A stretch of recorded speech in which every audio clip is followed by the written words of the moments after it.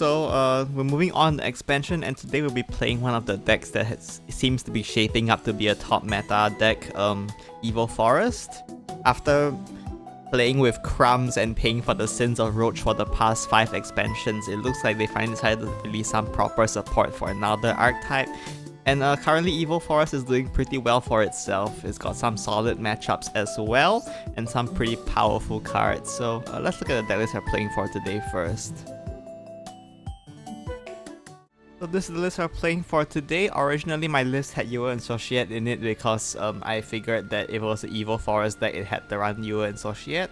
But then I saw the Japanese Forest main and YouTuber Dian's video, and he was running it without Yua and Societe, and his explanation made sense. And when I was playing with Yua and Societe, I felt like they weren't doing that much anyway. So since the maintenance for nerfing OTK Rune nuked all my replays, I figured I might as well remake the deck. So this is the list running for today.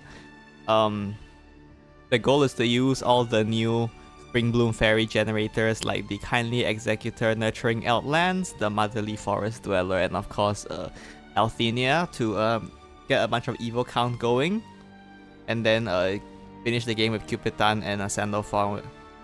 I also run Aria in here just to chip a bit more damage. I'm not sure the Aria is that good, but you know, I think you'd rather spend a turn evolving something like Motherly Forest Dweller and getting Evo while building a board. But you know, it's just a test. And also running Spirited Skipper. This card helps you answer Althenia in the mirror. It helps you answer big boards like Ward Haven, which was a bit popular when I was playing the games because of its good matchup into OTK Rune, which is a gone deck now, I guess. And also just answering big boards in general, and it helps synergize a bit with Aria by giving them Storm, I guess. And that's pretty standard stuff for an Evo list, I think. So yeah, I guess I should talk about the Gunalese. I don't know. This 2-card slot, I have no idea what to run in here. It looks like the Cruel is pretty popular right now, but when I was testing it, I was just running a bunch of random crap. So you will see that this Gunalese slot throughout the video will be random cards sometimes. Just don't worry about it too much. Yeah, anyway, let's look at some gameplay. So the first match I have for you today is a mirror match. I don't know what the mulligan is. I just go by vibes. I'm gonna be honest with you. I just like to keep early game stuff that generates the Springbloom Fairies, and yeah, that's about it. So the mirror is basically who plays Althenia first usually wins, but obviously that's not the whole thing. But being able to play Althenia first is a very big difference because Althenia does not answer Althenia. So if you play it first, your opponent either has to leave a Springbloom Fairy alive if they want to play their own Althenia, or they have to not play Althenia, which is bad for them because Althenia has a lot of Evo count for advancing your Skybound Arts. I don't really want to leave Mirok alive here, so we do play how do you pronounce this in Elwinyar? The cat. Play the cat to clear it. My opponent drops the Titania here, so they are playing a more crest focused variant of the deck, I suppose. Go ahead and drop Motherly Forest Dweller here to start getting our Evo count up, because that is the main goal of the deck. It's very convenient here that my number of Evos is written down here in the Wave Crest, so you don't have to count and keep checking when Sandalphon is being invoked. Opponent will go ahead and evolve the Titania, a second one here to clear my board and deal us a bit of damage. Go ahead and drop Cruel here to clear the board because you don't really have a better play. We can actually evolve this Cruel. We can consider it at least. I don't know if it would have been that good, but it was definitely an option. Opponent is gonna go for the Motherly Forest Dweller here, and they're gonna get that Evo count up. It's not great for me. This board is a bit hard to clear right now, so not ideal. Go ahead and play the Vern here to trade first, and then we use Grand Jita's 5 damage ping.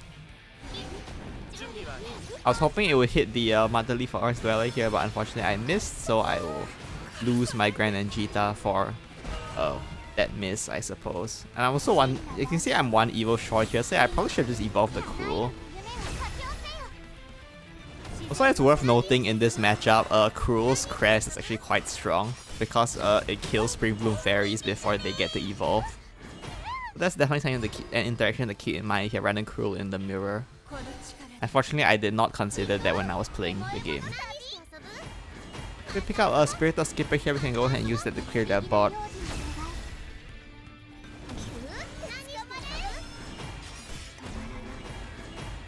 And leave some followers on board. We also get 6 evolves, so we can evolve our last Sandalphon.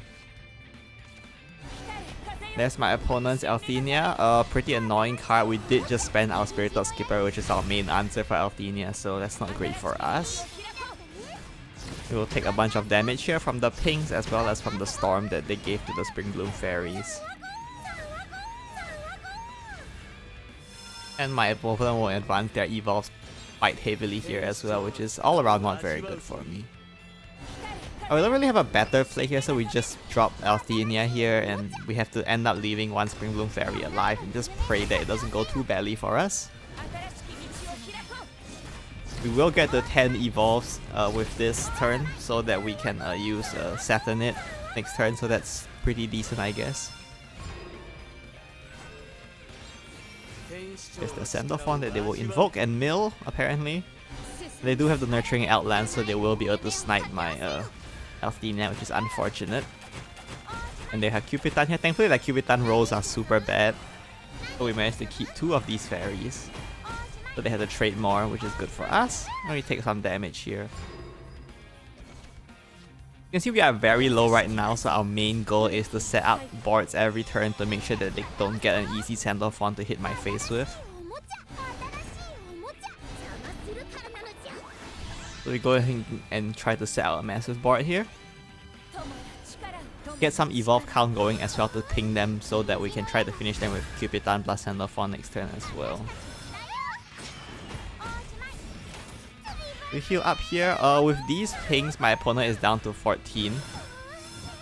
14 is the range for Cupitan plus Sandalphon with Saturnite active, but unfortunately my opponent does have the Sandalphon crest, so they will heal 1 out of range. So hopefully they can't full clear. They don't have Evo points, which means that... I mean, they don't have super Evo, which means that the board clear isn't super great, so I was hoping they wouldn't be able to clear this board. If they had Saturnite here, I probably lost the game, but...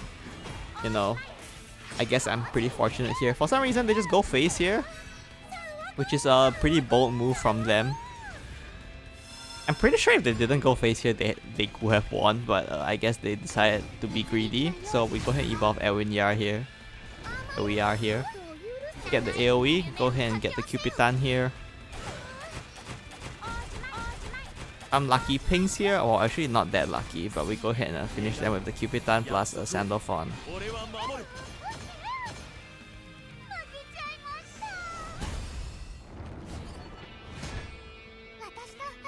Our next match here is against Dragon. We just go ahead and keep some early evolve followers. This matchup is quite storm reliant, or rather my opponent is quite storm reliant, so we do have a decent matchup into them as long as we can avoid taking too much damage in the early game, because we have a lot of wards in the late game from stuff like Althenia and other Spring Bloom Fairy generators. So now we'll go ahead and call in Dragon Sign here, which doesn't really tell me what deck they're playing, I guess.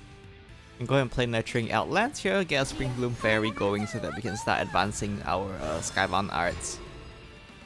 And also just trying to invoke Sandalphon quickly so that we don't draw him instead. But now we'll go ahead and use the Dancer here to clear my Spring Bloom Fairy while maintaining a Mega Lorca on board.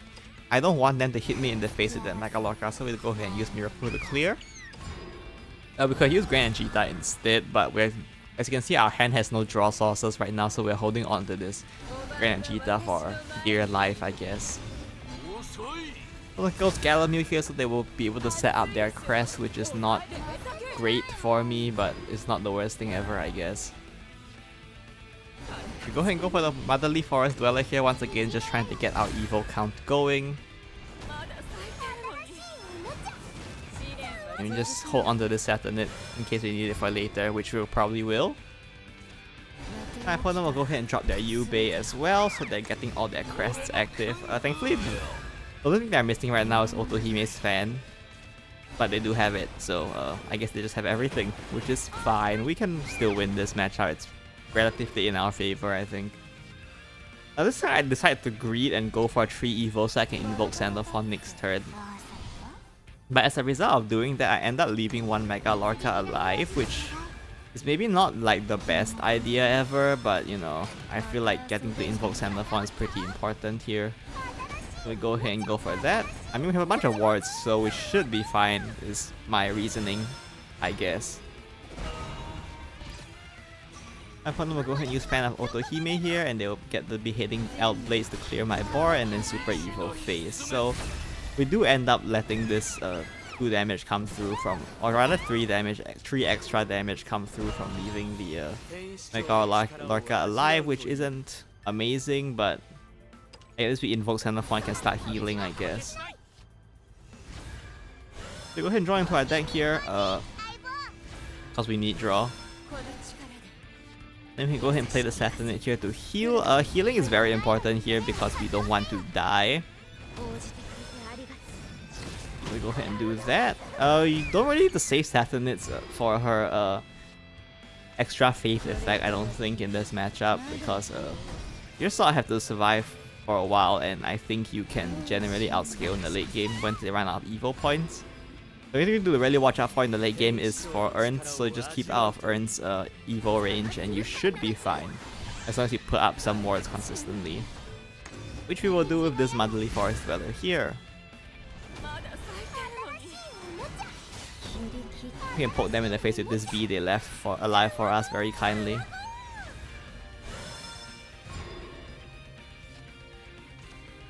There's another Mega Lorca from my opponent, which they will use to trade, and another one. And they'll go ahead and use the Fan as well. And then they will buff the Fan on Otohime and hit me in the face. They chose not to clear my followers, which is an interesting decision for sure. I guess they are sort of trying to put me in Urn's range to finish me next turn. Unfortunately for them though, because they left these 2 followers alive, they are dead to Sandalphon, so that's nice for us, I guess. We're going to use Saturnate here. This Saturnate wasn't required for this lethal, but since I drew the Saturnate myself, go for maximum lethal here. So go ahead and pump out a nice like 21 damage this turn, I think. That's it for this game.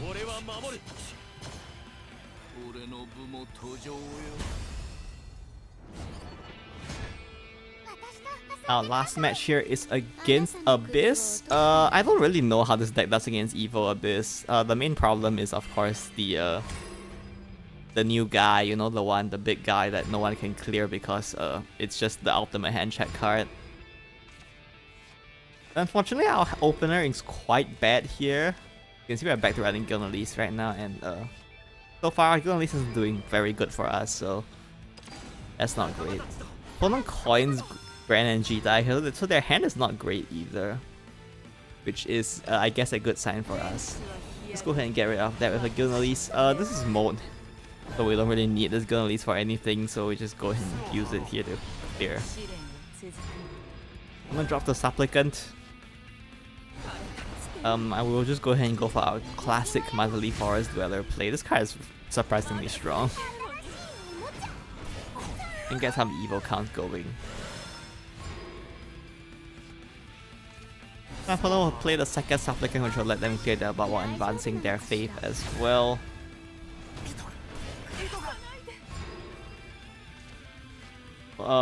We don't really have anything better to do here. I don't think. We could have one Kindly Executor, I guess, but that wouldn't have cleared the Supplicant. So we'll just go ahead and evolve Arya to get the crest in play, so that our Spring Blooms can start going phase.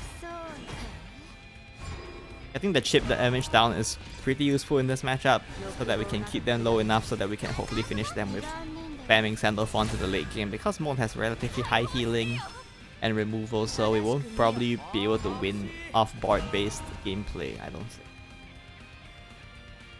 I go ahead and use Grand Jita to clear this. I did have card draw in my hand already with 2 floral offerings, so I thought it would be fine. We draw first, and then I accidentally forgot to hit face with the Spring Bloom Fairy here, so I missed 1 damage, so that's very unfortunate for me. So now I'll use their castle here to draw, and then they'll coin out Shamnacha, so their Faith effect is active now, which is not great. And they will evolve to clear my Grand Jita, which is fine.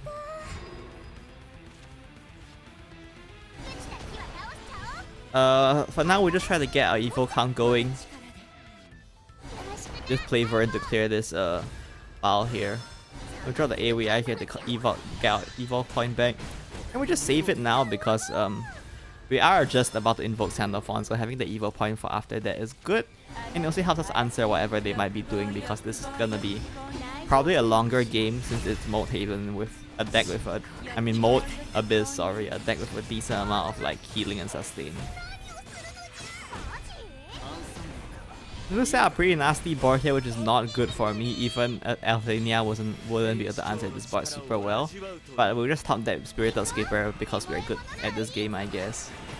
And this is one of the reasons why we are playing Spirited Escaper, right? So I guess that's the magic of the Spirited Escaper. Go ahead and use this to clear that board here. And then we can go ahead and play the Kindly Executor here as well as their Spring Bloom Fairy. We hold on to this Nurturing Outlands in case we need to snipe a Ginsetsu behind the board later on. Out comes the Ginsetsu as expected, I suppose.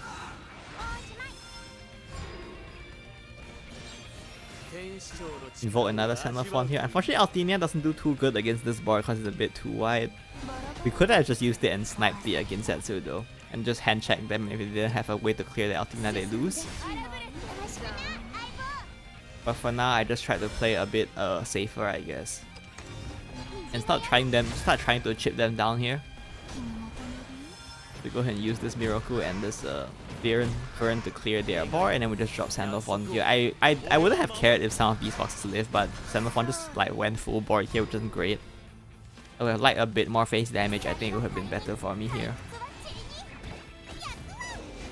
My opponent will play the Cerberus as well, so they are playing a really interesting version of Mold. I don't think Mold generally runs Cerberus anymore nowadays, so that's an interesting choice, I suppose. It will super evolve it as well, so that's their last evo point.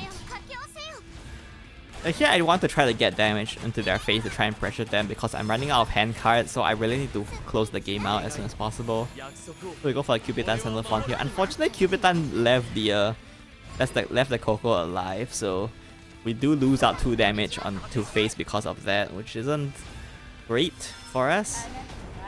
Considering our damage is a bit limited.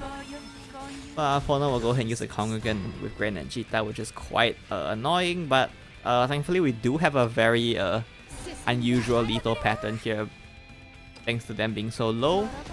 We go ahead and use Miroku here. We can go ahead and evolve Miroku to deal 3 damage to their Congregant. And then with the Super Evo Ping, we put them down to 8, which means Sandalphon here is guaranteed lethal. So that's it for this game.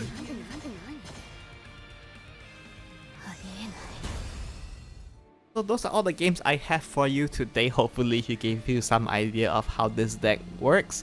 Admittedly not the most high quality games you've ever seen or anything, but it's still early in the expansion, so it's more of like a showcase of the new archetypes and new cards. And also the maintenance sort of nuked my replay stock, so I had to re-record new ones for this video. So yeah, it's not ideal, I guess. But yeah, anyway, that's it for today. See you next time. Bye bye.